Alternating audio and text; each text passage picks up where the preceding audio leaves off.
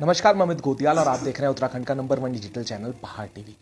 तो जैसा कि आपको पता है कि पहाड़ टीवी लगातार वीडियो पेपर जो लीक मामला है उसको लेकर लगातार आवाज़ उठा रहे हैं, लगातार प्रश्न कर रहे हैं। और जिस तरीके से आपने देखा कि हाकम सिंह रावत जो जिला पंचायत सदस्य थे भाजपा के, वो पकड़े गए। उसके बाद जब मीडिया से वो रूबरू हुए तो उन्होंने बड़ा आरोप लगाया, और वो आरोप ये था कि जो एसटीएफ है वो कांग्रेस के दबाव में कार्य कर रही है।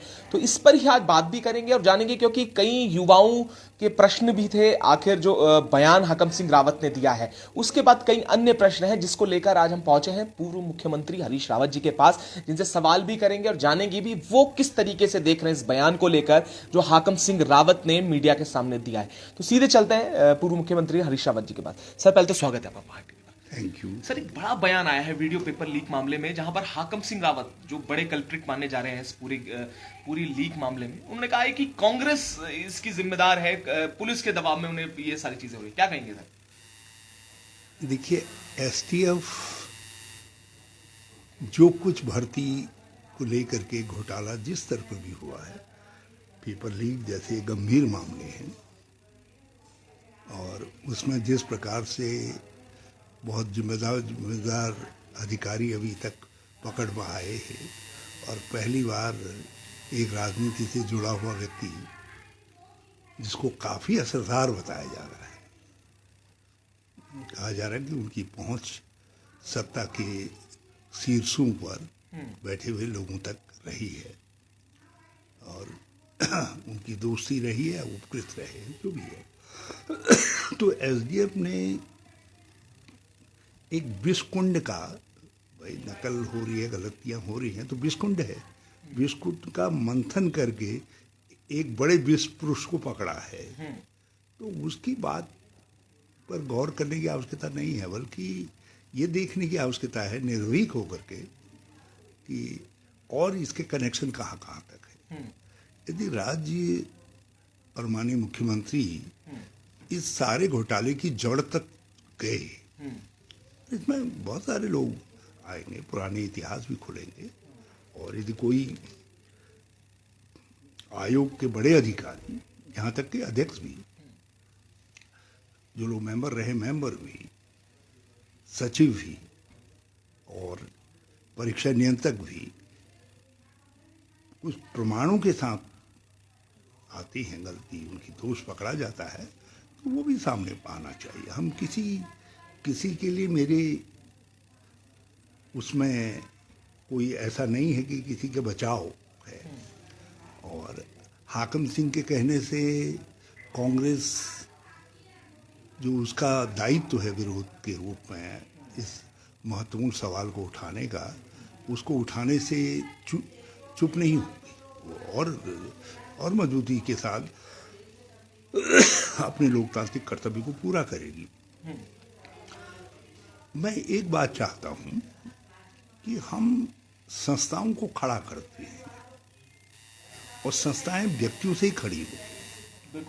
ये जो अधीनस्थ सेवा चयन आयोग है, इसमें आयोग के अध्यक्ष और 2 मेंबर, सचिव और परीक्षा नियंत्रक, वो महत्वपूर्ण है। यदि उन पर कोई दाग आ रहा है, कहीं संलिप्तता पाई जा रही है, तो फिर तो बात उठेगी, और फिर उनके कद के अनुसार दंड भी दिए जाएंगे, बड़े दंड दिए जाने चाहिए। लेकिन जब तक संलिप्तता नहीं आ रही है, हमको किसी भी राजनीतिक व्यक्ति को कोई भी प्रयास ऐसा नहीं करना चाहिए जिससे संस्था का मनोबल गिरे, क्योंकि आखिर इम्तिहान भी तो होने हैं ना। मान लिया एक गड़बड़ी पाई गई, और उस गड़बड़ी के बाद संस्था के इम्तिहान जो है 1 साल रुक गए, और सारा मोमेंटम गड़बड़ा गया, तो इससे नुकसान किसका होगा? उन नौजवानों का होगा जो वर्षों से जो है इंतजार कर रहे हैं। बल्कि सरकार के लिए तो ये तो खुद ही भर्ती नहीं करना चाहते हैं, ये तो इसका बहाना लेकर के कहेंगे हम जांच कर रहे हैं, फला कर रहे हैं, और जब सब चीज़ें व्यवस्थित कर रहे हैं उसमें टाइम गुजार देंगे, मगर वो लड़के जो है उनकी तो उम्र बीत रही है।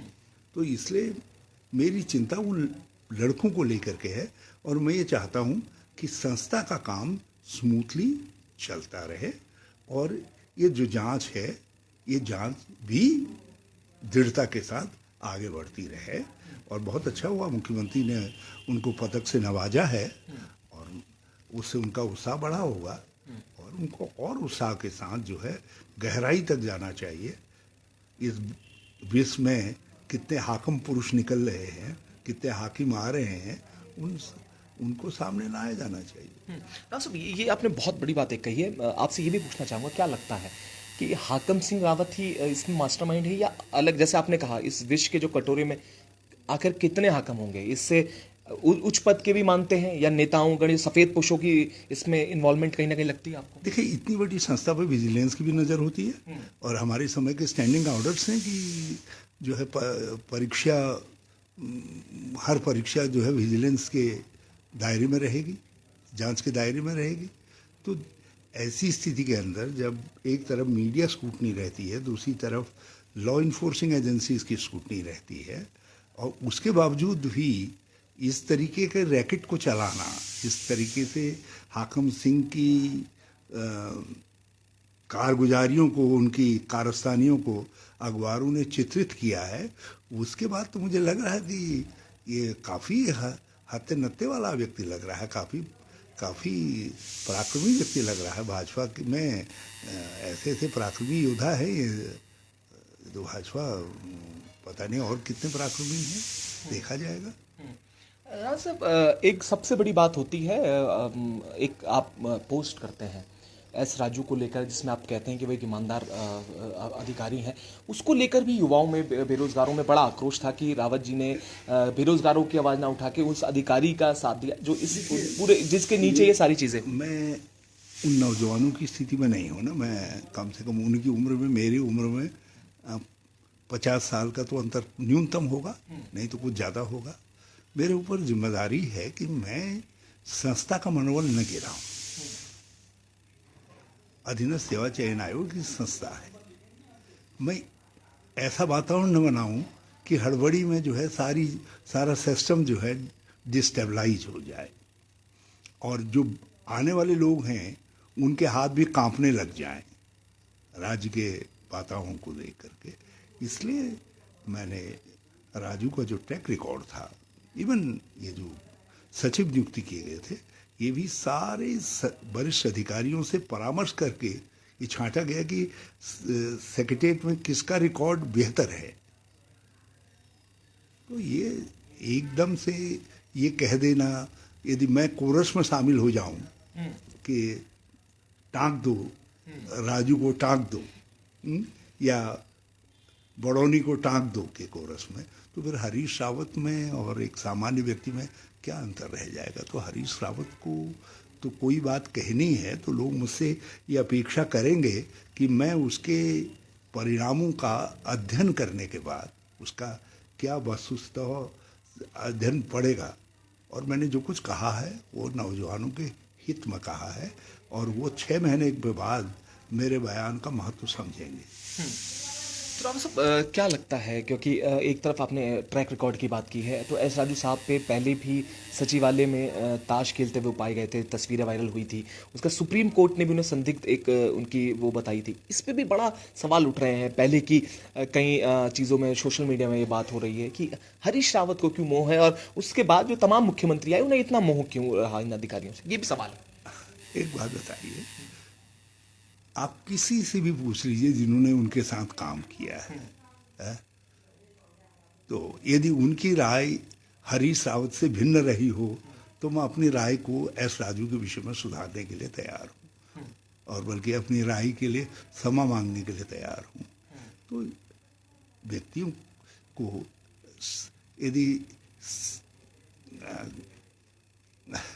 यदि कुछ गलती, मैंने ये नहीं कहा कि, कहीं मैंने अपने बयान में नहीं कहा कि जांच नहीं होनी चाहिए, या मैंने कहीं ये नहीं कहा कि राजू को या किसी और को जांच के दायरे से बाहर रखा जाए।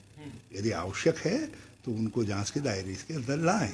ये काम उनको देखना है जिनको जांच सौंपी गई है, या जो सरकार है जो उसकी नियंता है, उनको देखना है। लेकिन मैंने वो कहा जो काम करने वाले अधिकारियों के मनोबल को स्थिर रखने के लिए एक जिम्मेदार व्यक्ति को करना चाहिए। भाई, इस राज्य का 3 साल मुख्यमंत्री रहा हूँ और बड़े क्रिटिकल टाइम में मुख्यमंत्री रहा हूँ। मैंने अधिकारियों से उस समय काम लिया है जब राज्य की अर्थव्यवस्था रसातल में चली गई थी, पूरा राज्य जो आपदा से छिन्न भिन्न हो गया था और ऐसा लगता था कि हम इस स्थिति से बाहर नहीं निकल पाएंगे। तो मैंने उस समय अधिकारियों के ट्रैक रिकॉर्ड को नज़दीकी से देखा है। तो मैं उस ट्रैक रिकॉर्ड के आधार पर मैंने कहा है, यदि बाद में कोई फिसल गया है, किसी में गिरावट आ गई है, तो मैं तो वहीं तक जानता हूँ ना जहाँ तक मैं जानता हूँ, मैंने देखा है। उसके बाद यदि किसी में गिरावट आ गई है तो गिरावट के लिए वो जिम्मेदार हैं। जिन लोगों को लगता है कि इस राजू में गिरावट है तो बताएं कि भाई ये गिरावट है, ये हरीश रावत ने गलत कह दिया, मैं अपने को सुधार लूँगा। मैं किसी से इस जिद में थोड़ी पड़ रहा हूँ कि राजू को न मेरे सफाई की ज़रूरत है और न जो है मैंने उनकी सफाई में कुछ कहा है। लेकिन मुझे अफसोस ज़रूर हुआ है कि एक संस्था विपरीत परिस्थितियों में भी, जब सरकार खुद भर्तियां नहीं करना चाहती थी, तब भी भर्तियों को पुशअप कर रही थी। मतलब कोई दूसरा अध्यक्ष होता तो परीक्षा नियंत्रक न होने की स्थिति में हाथ रख करके बैठ जाता, कहता मैं तो आगे भाई तब तक नहीं करूँगा जब तक परीक्षा नियंत्रक नहीं आएगा।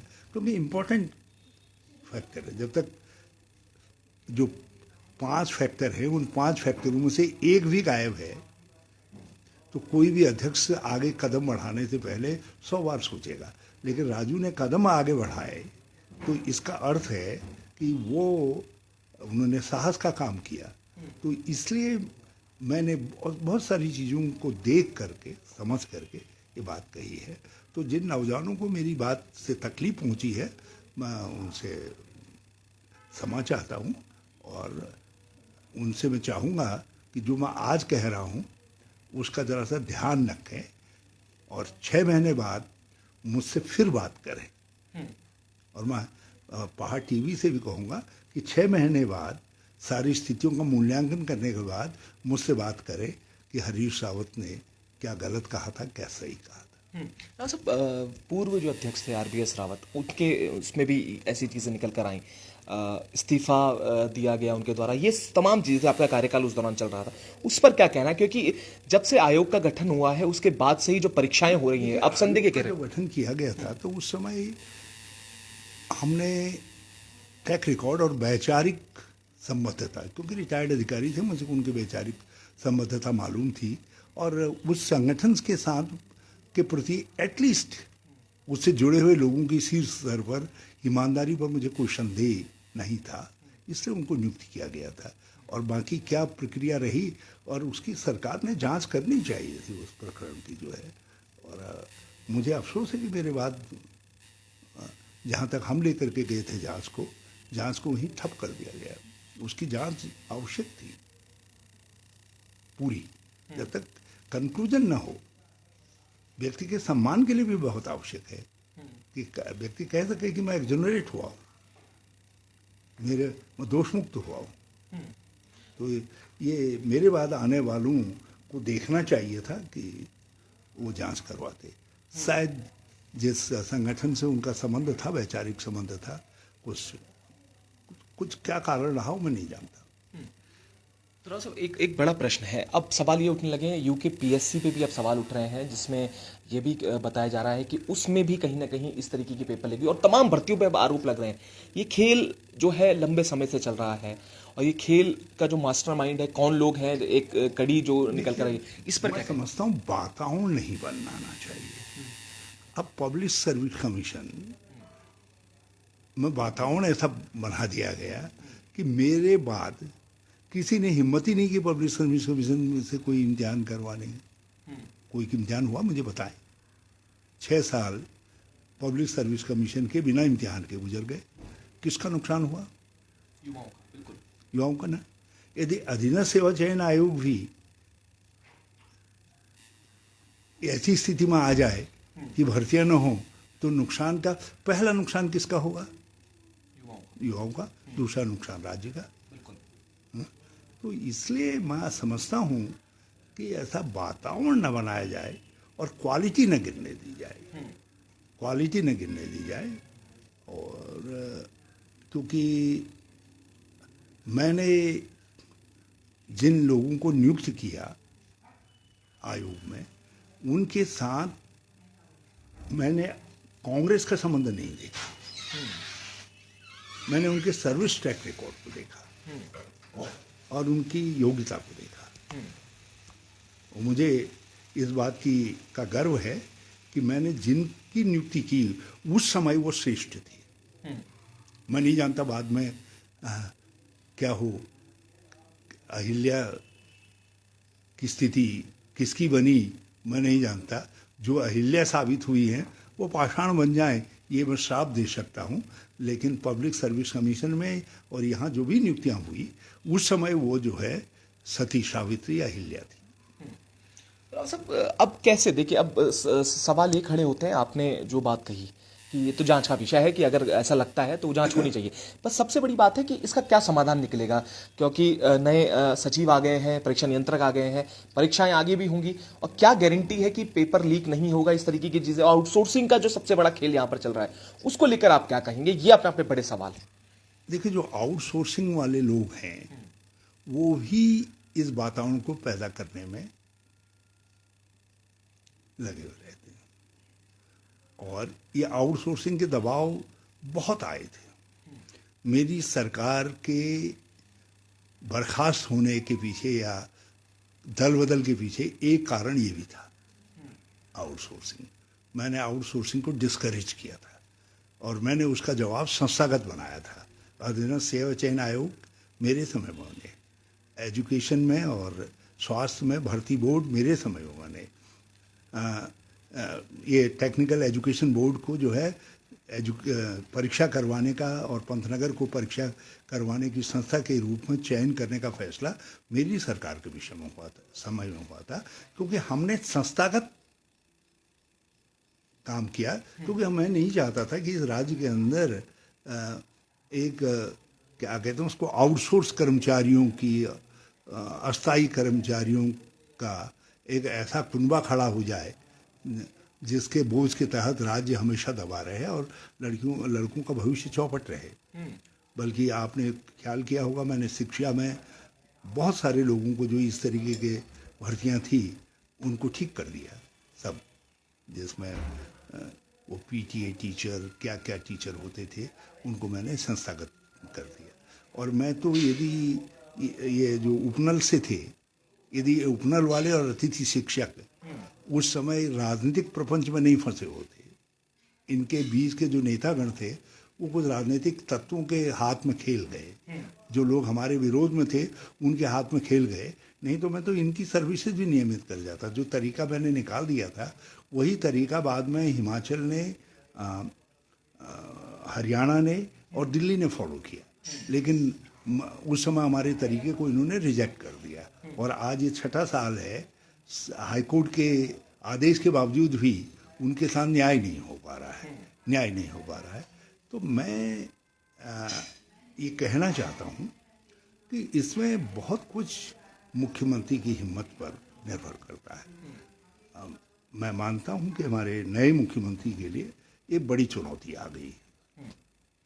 तो ये राव साहब कैसे ठीक होगा? मैं इस राज्य के स्वभाव को भी जानता हूँ। आप जीत गए तो आपके प्रशंसक हैं सब, यदि आप जीते नहीं तो फिर आपका कोई प्रशंसक नहीं है। आपने कितना ही अच्छा काम किया हो, अच्छा निर्णय आपका हो, तो इसलिए मुख्यमंत्री के लिए परीक्षा है, मगर उनको साहस से काम लेना पड़ेगा।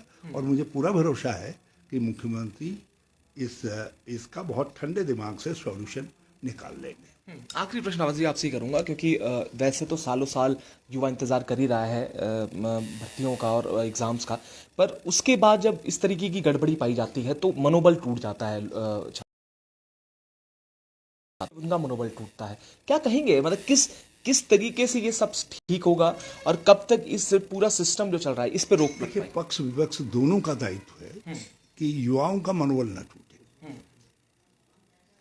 और इस मामले में आपने देखा होगा, मेरा बयान और मेरा रिएक्शन थोड़ा सा अपने पार्टी के रिएक्शन से भी सबड्यूड है, मतलब थोड़ा सा विनम्र है, क्योंकि मैं इसके परिणामों को समझता हूँ और मैं ये चाहता हूँ कि इस पर हम राजनीति न हो और सरकार निर्णय ले और अच्छा निर्णय ले, और यदि और वो राज्य के हित में होगा तो हमारे हित में स्वाभाविक तौर पर होगा।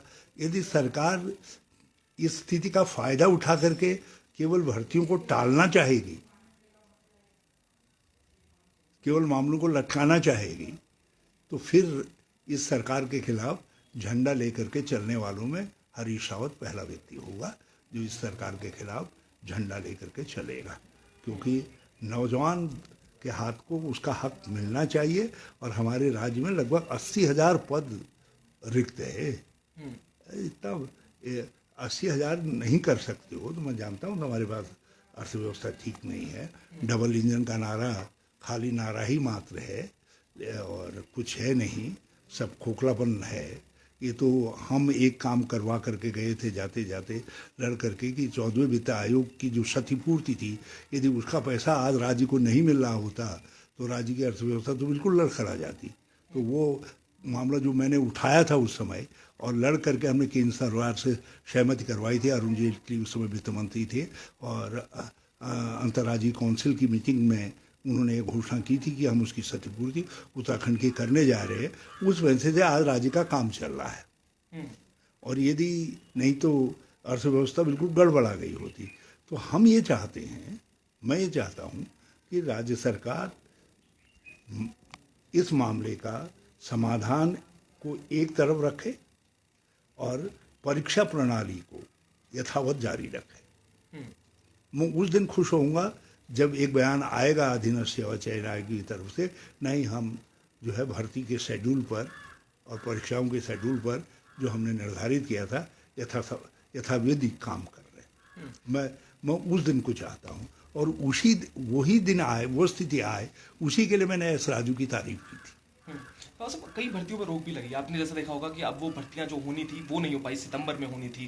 कुछ भर्तियां थी जिसके लिए युवा तैयारी कर रहे थे, उस पर रोक लगी है। और वीडियो को लेकर जो है अब पेपर लीक का जो मसला है वो थमने का नाम नहीं ले रहा है, उसमें भी बड़ी चर्चा। मैं यही कह रहा हूँ ना, यदि ये पेपर लीक के मामले में सारा राज्य, सारा भर्ती बोर्ड गड़बड़ा जाता है तो भविष्य किसका चौपट होगा। और मेरी आकांक्षा है, मैं उस दिन सबसे प्रसन्न व्यक्ति होऊंगा जिस दिन भर्ती चयन आयोग कहेगा कि नहीं, हमने जो शेड्यूल भर्ती का तय किया था हम यथावत भर्ती कर रहे हैं। नए नियंत्रक, नए सचिव की तरफ से जैसे ये बयान आएगा तो मैं उस दिन का स्वागत करूंगा। और ऐसा हो, इसीलिए मैंने जो है श्री राजू के विषय में कहा कि जिस समय वो एक कर्तव्यनिष्ठ अधिकारी थे, हम उनके सम्मान की रक्षा नहीं कर सके। क्योंकि अकेले, क्योंकि यदि राजू दोषी हैं तो फिर उनको सजा होनी चाहिए, और यदि वो दोषी नहीं हैं तो फिर एक ऐसे व्यक्ति का, कर्तव्यनिष्ठ व्यक्ति का मनोबल बढ़ाना, यदि एक एक्स चीफ मिनिस्टर मनोबल नहीं बढ़ाएगा या प्रेजेंट चीफ मिनिस्टर नहीं बढ़ाएगा तो फिर कौन बढ़ाएगा। अधिकारियों को, आखिर अधिकारियों को भी तो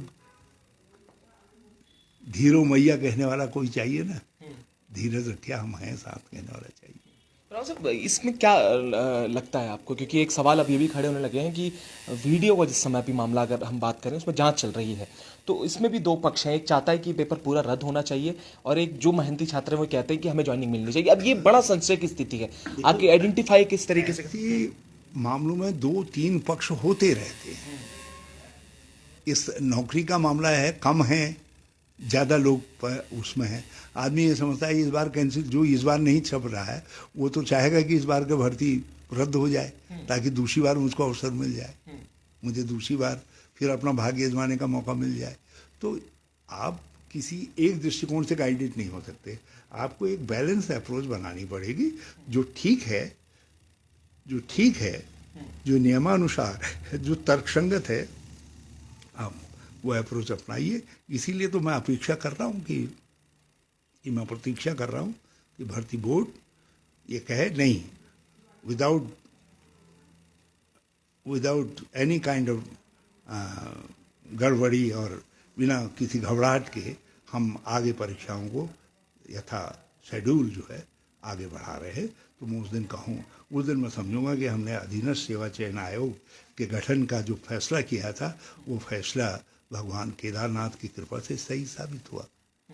तो आज मुख्यमंत्री से भी मिलने जा रहे हैं आप, आज मुलाकात करेंगे, क्या कुछ रहने वाला है? इस विषय पे भी चर्चा करने वाले हैं या ऐसा कुछ कहीं अन्य चीज़ें हैं? क्या कहें? तो एक औपचारिक बहन के लिए, देखो जब मैं वो मुख्यमंत्री बने थे तो मेरे घर पर आए थे, मैं उनका बहुत घायल हूँ। अब मैं जा रहा हूँ उनके घर पर भूख हड़ताल करने। भूख हड़ताल तो मैं 18 तारीख को करना चाहता था। तो मुझे खट से ख्याल आया, मैंने कहा भाई मैंने तो उसके बाद जो है कटसी कॉल भी नहीं की उनके घर पर जा करके, थैंक यू चीफ मिनिस्टर, आप मेरे घर पर आए, बड़ी बात है चीफ मिनिस्टर आपके घर पर, मैं तो एक साधारण नागरिक हूँ। अब तो मेरे घर पर आए तो मैंने उनके जो उन्होंने बड़ा दिल दिखाया, तो उसको रेसिप्रोकेट करने के लिए उनको भाई आप ये कहने के नाते मैं जा रहा हूँ। और साथ साथ जिस बिंदु को लेकर के मैं भूख हड़ताल कर रहा हूँ, हरिद्वार में ग्रामीण लोकतंत्र को बचाना है, वहाँ की ग्रामीण लीडरशिप को बचाना है, जिसको इस सरकार के कुछ निर्णयों ने ख़त्म कर दिया है। तो मैं उसके विषय में उनसे बात करने जा रहा हूँ। नहीं तो मुझे फिर भूख हड़ताल की ज़रूरत ही नहीं पड़ेगी। यदि मुख्यमंत्री कहते हैं नहीं मैं संज्ञान ले रहा हूँ इसका, मैं ठीक करूँगा जब तो। अब वो क्या करते हैं तो उन पर निर्भर करता है। हाँ, क्योंकि ये भर्ती बोर्ड वाले में बच्चों के भविष्य को देखते हुए, बाकी तो इस मामले में आखिर हम तो विपक्ष हैं ना, जब ये कुछ गड़बड़ करेंगे बिल्कुल तो हम तो उस अवसर की ताक में हैं। तो ये गड़बड़ हुई है इनके समय में, उसमें भाजपा का नेता पकड़ा गया है। तो इसलिए, मगर क्योंकि बच्चों के भविष्य का सवाल है, अधीनस्थ सेवा चयन आयोग जैसी संस्था की गरिमा का सवाल है, इसलिए मैं मुख्यमंत्री जी से कहूँगा कि बिना किसी उसके ठंडे दिमाग से वो दृढ़ निश्चय निर्णय लें। ये ज़रूर उनसे कहूँगा। ठीक है, बहुत शुक्रिया सर बात करने के, और तमाम बातें जो हरीश रावत जी ने बताई हैं और कही हैं। पर ये भी सवाल कहीं ना कहीं एक हरीश रावत जी ने जो बात कही कि हाकम सिंह रावत ने ऐसे कितने हाकम सिंह होंगे और बिना किसी की शय के संरक्षण के ये चीज़ें नहीं होती हैं, ये निकल कर आया। और अभी जांच के बाद ये मालूम भी पड़ेगा कि आखिर कितने और सफ़ेद पोश इसमें हैं। हम भी लगातार इस पर अपडेट आपको देते रहेंगे, तो ऐसे जुड़े रहिएगा और देखते रहिएगा।